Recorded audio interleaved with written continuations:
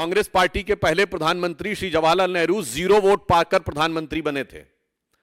अप्रैल 1946 में कांग्रेस कार्य समिति की बैठक में 16 कांग्रेस कमेटियों में से एक ने पट्टाभी सीतारमैया को और एक ने कृपलानी जी को वोट दिया था और बाकी सारे के सारे वोट सरदार पटेल को मिले थे और 0 वोट जवाहरलाल नेहरू को मिले थे। और इस बात की, उस घटना के अंदर का point by point, minute by minute reference Kripalani की किताब माय डेज विद गांधी में है, मौलाना आजाद की किताब इंडिया विंस फ्रीडम में है, दुर्गा दत्त की किताब India from Curzon to Nehru and thereafter में है।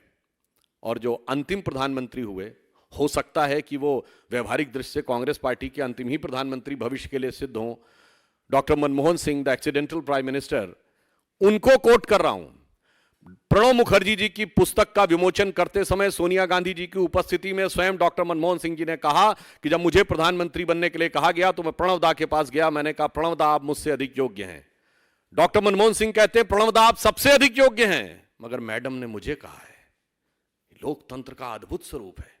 पहले प्रधानमंत्री से लेके अंतिम प्रधानमंत्री तक, 0 वोट से लेके 0 वोट तक प्रधानमंत्री बनाने वाले लोग आज कहते हैं कि लोकतंत्र हमें समझ में नहीं आता है और लोकतंत्र के वास्तविक रक्षक वो हैं।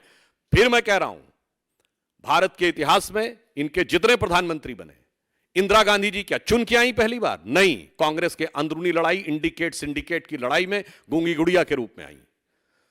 स्वर्गीय राजीव गांधी जी का चुन के आए? नहीं, इंदिरा जी की दुखद हत्या से उपजी परिस्थितियों के कारण बनाए गए। श्री पीवी नरसिम्हा राव कैसे बने सबको पता है और डॉक्टर मनमोहन सिंह सबको पता है। तो भारत के राजनीतिक इतिहास में लोकतांत्रिक ढंग से अगर किसी पार्टी के 2 ही प्रधानमंत्री चुन के आए, जो जनता के सामने हमने रखा यह प्रधानमंत्री होना चाहिए और जनता ने चुन के कहा यही प्रधानमंत्री होना चाहिए, एक श्री अटल बिहारी वाजपेयी और